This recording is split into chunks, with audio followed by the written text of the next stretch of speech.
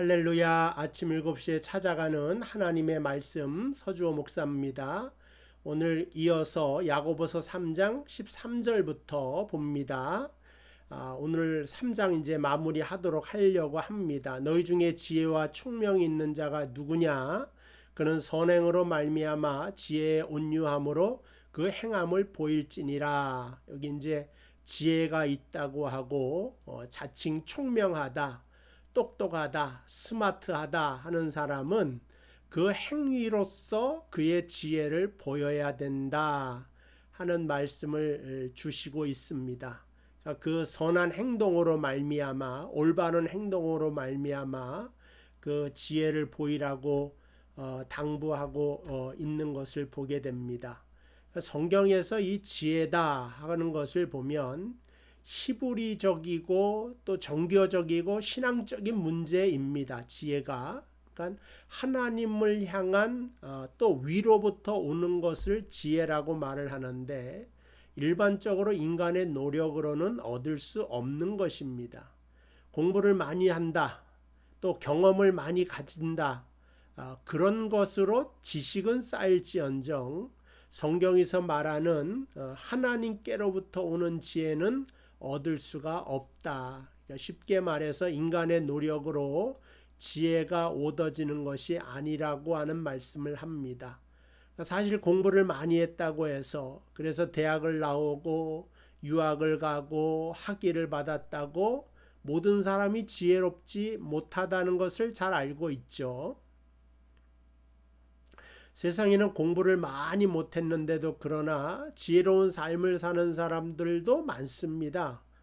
쉽게 말해서 옛날 할머니들 요리법을 배우지 못했죠. 요리 학원도 다니지 않았죠. 그렇지만 얼마든지 맛있는 음식을 만들어냅니다.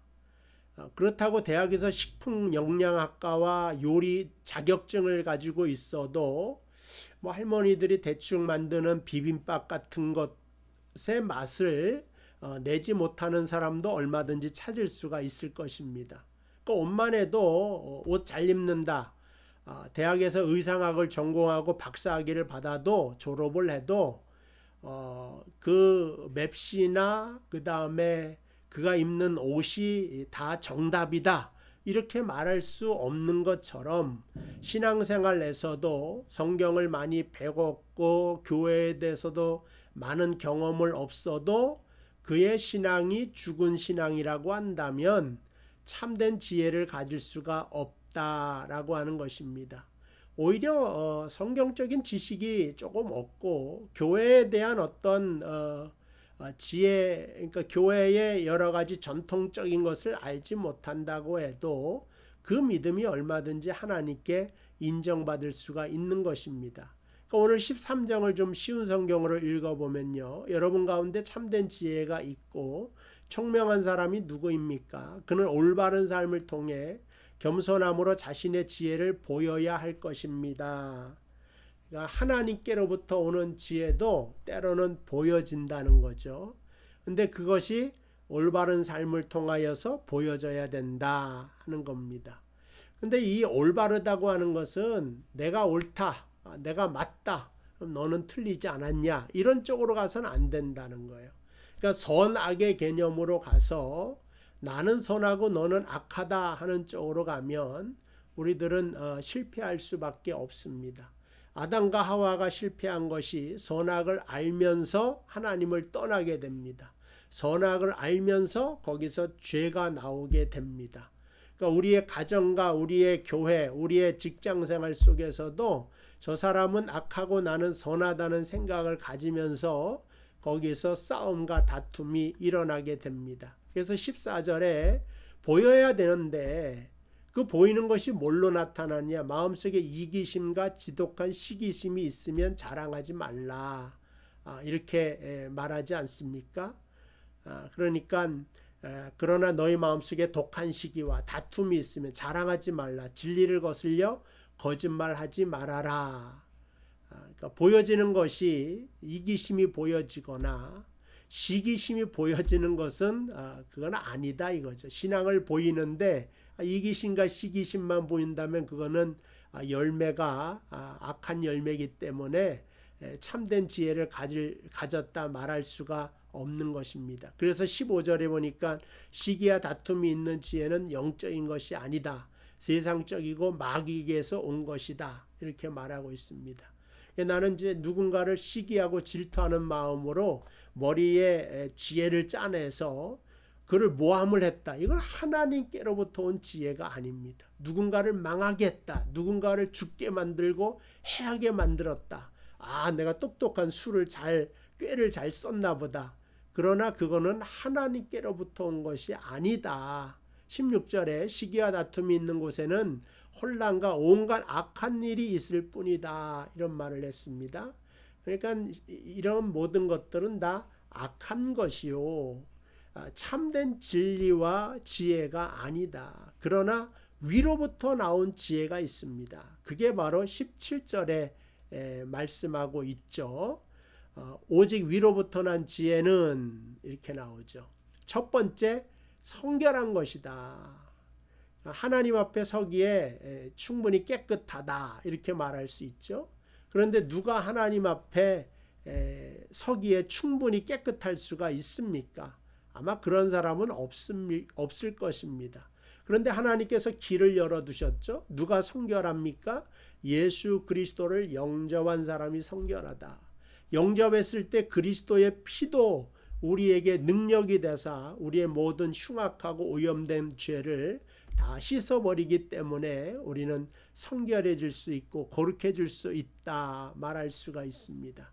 그러니까 성결해지는 것은 내가 주님과 붙어 사는 거예요. 접붙임 바 되면은 예수의 피가 나의 몸에 흐르게 되어 영적으로 나는 성결한 사람이 된다. 날마다 주님을 묵상하고 날마다 주님을 생각하고 날마다 주님의 말씀을 통하여서 우리는 성결해질 수 있다 말씀드릴 수가 있습니다. 두 번째 참된 지식은 뭐냐? Peace loving, 이 화평입니다. 올바른 관계, 질서를 유지하는 것이 지혜인데 그게 바로 Peace loving이다. 평화를 사랑하는 마음, 화평하는 자는 복이 있나니 저희가 하나님의 아들이라 일컬음을 받을 거다 말을 했어요. 하나님의 아들로 온 예수 그리스도가 무엇을 하셨어요? 화평하게 하셨다 이거예요. 하나님과 우리를 화평하게 하시고 믿는 사람을 교회에 모이게 해서 교인끼리 화평하게 만들고, 근데 때로는 교회에서 화평을 깨는 경우도 있고 평화가 깨질 때가 있습니다. 그럴 때 정말 참된 지혜를 하나님께 구하면서 선하게 구도로 가지 말자. 되도록이면 이해하려고 노력하자. 저쪽 사람의 입장에서 한번 생각해 보자. 그러면은 많은 부분에서 이해가 되고 이해가 되면 오해가 풀리게 된다. 그렇게 말씀드릴 수가 있습니다. 세 번째는 이제 considerate 해서 관용한다 이 말이 있습니다. 동정심이 많다는 거죠. 저 사람의 입장을 같은 마음을 갖는 거예요. 저 사람의 입장이 내가 돼보는 거예요. 타산지석을 삼는 거죠. 그게 바로 동정심이 많다는 뜻입니다. 거기에서 인정이 나오고 자비가 나옵니다. considerate, 그러니까 고려해 준다는 거 아니에요. 충분하게 잘 생각해 주고 저 사람의 입장에 대하여 이해해 주는 것, 그게 바로 관용입니다. 그래서 참된 지혜는 거친 말을 안 하고 다른 사람을 비난하지 않고 오히려 이해하고 배려해 주는 관용이 나오는 것이 참된 지혜라고 하는 것입니다. 그러니까 지혜라고 하는 것이 똑똑하거나 스마트한 게 아니라 굉장히 영적이고 성품적입니다. 이게 바로 하나님의 지혜의 특징이다 이렇게 말씀드릴 수가 있습니다. 오늘 하루도 하나님의 지혜로 승리하는 여러분 되시기를 주님의 이름으로 축복을 드립니다. 기도하겠습니다. 하나님 감사합니다. 오늘도 우리에게 하루를 주셨습니다. 하나님의 지혜로 성결하고 화평하고 관용하는 마음으로 살아갈 수 있도록 축복하여 주시옵소서. 예수님의 이름으로 기도하옵나이다. 아멘. 감사합니다. 오늘도 주님 안에서 승리하는 하루 되시기를 바랍니다.